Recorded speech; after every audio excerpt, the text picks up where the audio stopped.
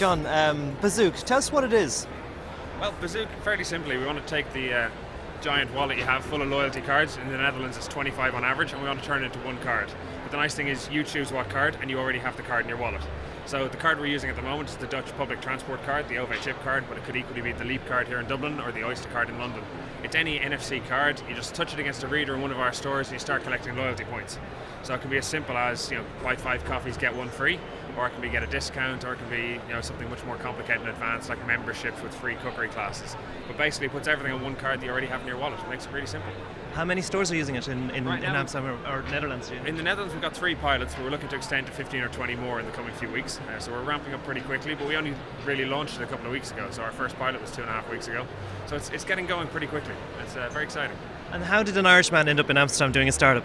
Long story. So I grew up in Dublin, but I moved to London in 2005, early 2005, working for a consultancy. Then I ended up in Singapore for an MBA, back in France for a while, and then my fiance is Dutch, so I ended up in Amsterdam. Very good. So I ended up there 2 years ago, and then I started the startup 7 months ago.